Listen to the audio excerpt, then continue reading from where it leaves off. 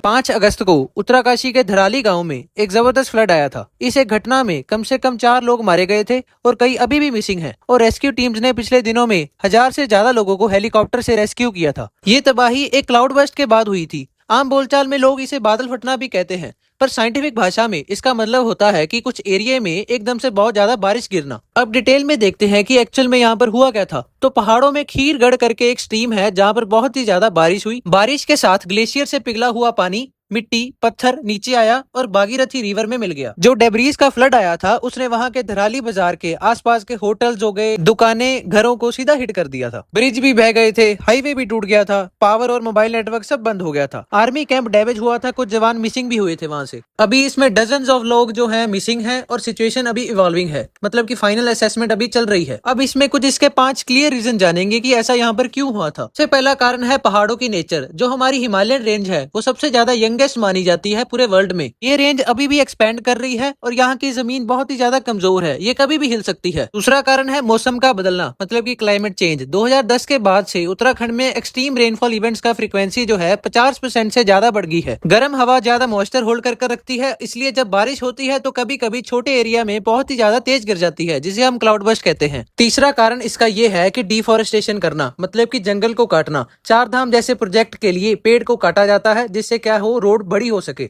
पेड़ की जड़ जो होती है वो मिट्टी को चिपका कर रखती है। पेड़ काटने से मिट्टी ढीली हो जाती है और फिर बारिश आते ही लैंडस्लाइड हो जाती है। इसका 4th रीजन ये है कि जो रिवर का नेचुरल फ्लो होता है वो डैम के द्वारा रोका जाता है, जिसके कारण क्या होता है कि फ्लड का रिस्क जो है वो बहुत ही ज्यादा बढ़ जाता है। जो टूरिस्ट होटल्स हैं और जो दुकानें हैं वो नदी के पास बनाई गई हैं, तो फ्लड के कारण सबसे ज्यादा डैमेज इन्हें ही होता है। पहले भी ऐसे इंसिडेंट्स हो चुके हैं, जैसे कि 2013 में हुआ केदारनाथ फ्लड, 2021 में चमोली डिजास्टर। हर साल छोटे बड़े फ्लड्स और क्लाउड बर्स्ट हिमालयन रीजन में होते रहते हैं। एक्सपर्ट कहते हैं कि आने वाले 10-15 साल में फ्लड्स और लैंडस्लाइड्स की फ्रीक्वेंसी जो है वो डबल भी हो सकती है। अगर हम इस चीज को लेकर कोई भी प्लानिंग नहीं करेंगे तो हर मॉनसून एक बड़ी ट्रेजेडी ला सकता है। अब अगर हम गवर्नमेंट के लेवल पर सोल्यूशंस की बात करें तो सबसे पहला सोल्यूशन है कि रिस्की कंस्ट्रक्शन है उसे बैन कर देना चाहिए। जो फ्लड एरियाज हैं जहाँ पर पता है कि फ्लड आता रहता है, वहाँ पर कोई भी नया होटल, घर या फिर दुकान नहीं बननी चाहिए। इसका मतलब है कि जो जगह हर साल बारिश से डैमेज होती है वहाँ सरकार बिल्डिंग परमिशन कैंसिल करे। हर गाँव में अर्ली वार्निंग सिस्टम जैसे की सायरन्स और SMS के थ्रू लोगों को वार्न कर देना चाहिए, ताकि वो पहले से ही अवेयर हो जाए। अब लोगों को भी अपने तरफ से अवेयर होना पड़ेगा, जैसे कि स्कूल्स हैं, मंदिर हैं, पंचायत भवन है, वहाँ पर ड्रिल्स रेगुलरली कंडक्ट करनी चाहिए, ताकि जो है लोगों को पता लगे कि फर्स्ट एड ट्रेनिंग कैसे होती है, रेस्क्यू कैसे किया जाता है। तबाही का कारण सिर्फ मौसम नहीं है, हमारे फैसले भी होते हैं। लेकिन अगर हमने कुछ नहीं बदला तो हर साल ये तस्वीरें दोबारा दिखेंगी।